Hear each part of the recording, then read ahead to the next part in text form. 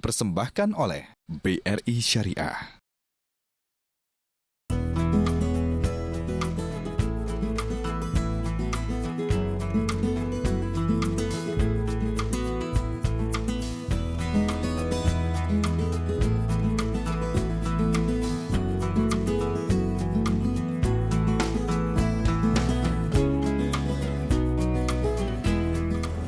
Mbak Vita, Ya,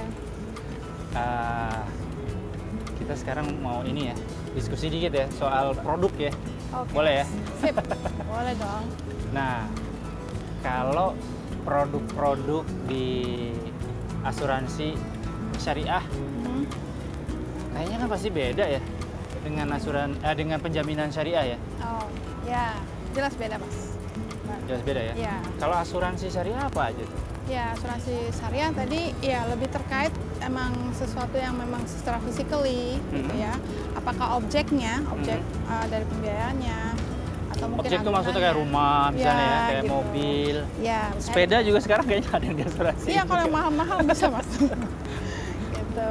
Terus kalau kerugian, asuransi kerugian juga gitu kan sama ya. Kalau di jiwa untuk orangnya ya yang memang mengambil pembiayaannya. Tapi kalau seandainya di penjaminan itu kita covernya kan justru pembiayaannya gitu, resiko terhadap Masalah yang Masalah. mungkin timbul dari keuangan gitu betul, ya. yang menimbulkan dia jadi tidak mampu untuk membayar angsuran. Bayar angsuran Ya, pembiayaan. ya, prepayment capacity-nya gitu. Nah, sekarang Bank Syariah nih, Hmm, kan dia melakukan pembiayaan. ya, Kenapa sih kok perlu asuransi syariah, penjaminan syariah gitu, Ya. reasuransi syariah gitu? ya benar.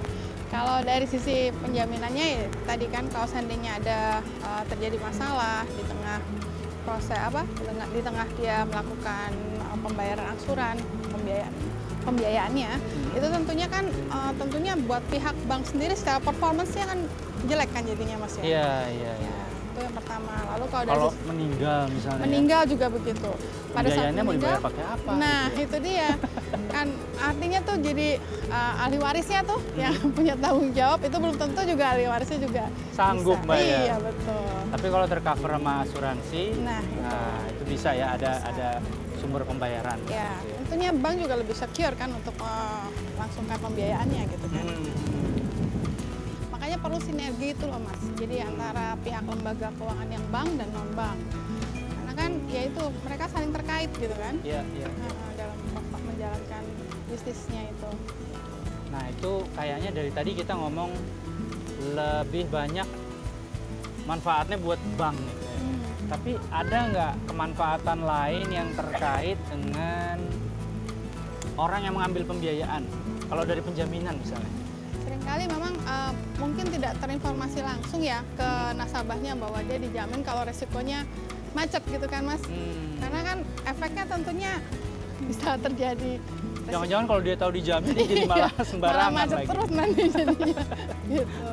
Ya kita harus lihat juga profilnya seperti apa, Mas. Kalau mungkin yang pembiayaan besar seperti komersial, corporate dan lain-lain itu biasanya memang dia tahu ya akan ada terjadi penjaminan ini karena kan kita harus melakukan survei gitu ya. Iya. Langsung ke objeknya itu pembiayaan itu. Nah, kalau yang masyarakat kecil, menengah, bahkan mungkin kecil sekali seperti mikro, Ya. itu apa manfaat penjaminan syariah untuk mereka? Mereka kan kalau bank kan suka menilai, nggak layak nih kayaknya dikasih pembiayaan gitu ya. Oke. Kalau kita lihat malah sektor mikro itu seringkali kan dibilang visible but not bankable gitu ya, Mas. Visible but not But not bankable. bankable. Ya. Jadi itulah dia justru kalau saya sangat interest ya dengan penjaminan di syariah ini karena memang justru sektor usaha yang sektor real seperti itu ya usaha-usaha produktif untuk pengusaha-pengusaha kecil itu yang justru menjadi concernnya gitu.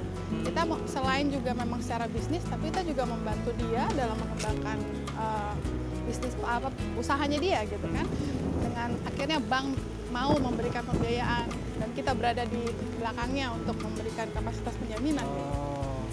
Sekarang alhamdulillah udah ada, jadi tentunya harus syariah bisnis lah dari A to Z-nya gitu, biar kafah Mas. Gitu.